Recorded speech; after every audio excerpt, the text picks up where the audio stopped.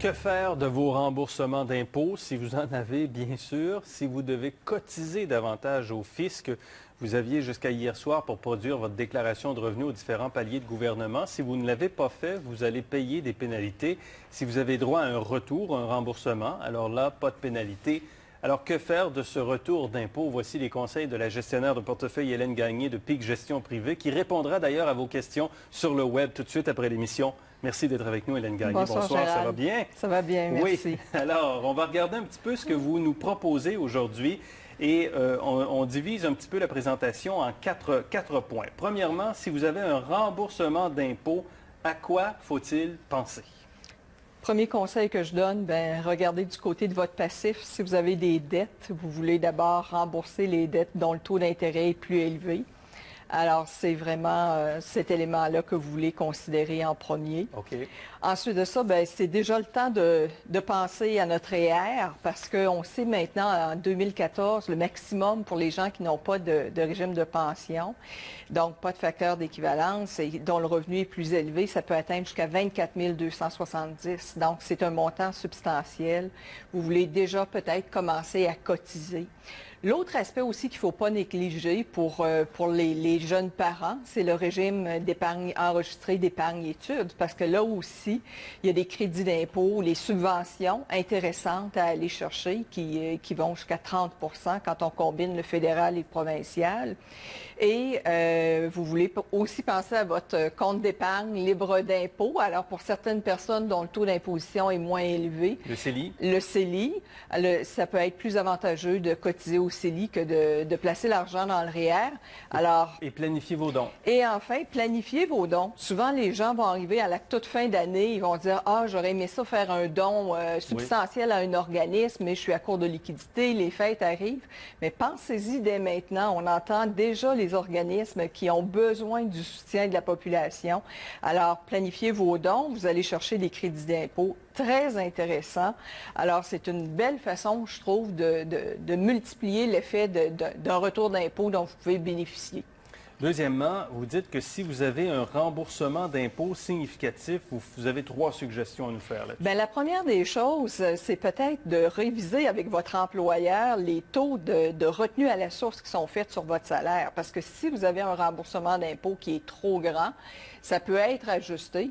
Et puis oui, puis vous pouvez profiter de cet argent-là dans le cours de l'année. Donc ça, c'est le premier élément auquel vous voulez prêter attention. Vous pouvez aussi considérer cotiser davantage au régime de pension agréé de votre employeur si c'est un régime à cotisation déterminée. On sait que ce type de régime-là fait en sorte que souvent l'employé peut choisir de cotiser, par exemple, entre 3 à 6 de son salaire. Et par défaut, beaucoup de gens choisissent le pourcentage minimum pour leur taux de cotisation. Puis on sait que l'employeur va, dans la plupart des cas, va contribuer lui aussi. Alors, c'est une belle façon d'augmenter votre capital en vue de la retraite. Puis, plusieurs employeurs aussi proposent à leur personnel un programme d'achat d'actions de l'entreprise. Et encore là, l'employeur souvent va s'impliquer. Des fois, ça peut aller 1 pour 1 ou pour $1 que vous mettez, l'employeur va mettre 50 sous. Alors ça aussi, c'est une belle façon pour vous d'utiliser des liquidités supplémentaires que vous avez, tout en faisant attention au risque de concentration quand vous commencez à accumuler davantage de cette position-là. Alors, avec le retour d'impôt et à ce moment-ci aussi de l'année, on est au mois de mai, vous posez la question, que faire au niveau de vos placements? Vous avez encore 3 propositions à nous faire là-dessus. Oui, parce que si c'est le temps du ménage du printemps, alors si vous n'avez pas fait un bon ménage dans votre portefeuille au début de l'année, c'est le temps de regarder ça de très près. On sait que les marchés boursiers ont bien performé l'an passé, depuis le début de l'année aussi. Donc, il est possible que votre pourcentage d'actions dans le portefeuille excède passablement ce que vous visez en termes d'allocation en actions. Donc, il faut rééquilibrer. Il faut rééquilibrer, exactement. Je ne vous dis pas de sortir du marché. Je parle simplement de rééquilibrer. Deuxièmement, vous nous dites, n'ignorez pas les titres à revenus fixes. Oui, je pense qu'il faut user de prudence quand même, parce que quand le marché connaît un élan aussi grand qu'il a connu depuis un petit peu plus qu'1 an, entre autres, on n'est pas à l'abri d'une correction en cours de route. Et c'est là que le volet revenu fixe dans votre portefeuille peut mettre un frein au recul que le portefeuille peut subir en période de correction. Alors, même si les taux sont bas, c'est une classe d'actifs qu'il ne faut pas ignorer. Il faut faire la différence entre revenus fixes et revenus élevés. Oui, je remarque que beaucoup d'investisseurs confondent les deux, Gérald. Les titres à revenus élevés s'apparentent beaucoup plus aux actions en termes de fluctuations boursières.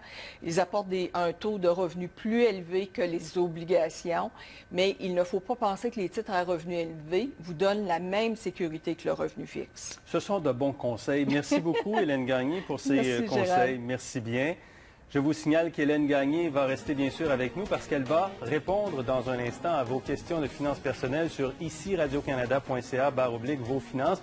On peut revenir bien sûr sur ces sujets, remboursement d'impôts ou pas, remboursement d'impôts significatif, le niveau de placement. Si vous avez 71 ans en 2014, n'hésitez pas à poser vos questions. C'est 24 heures en 60 minutes qui suit dans un instant avec Anne-Marie Dussault. Bonne soirée à notre antenne. À demain.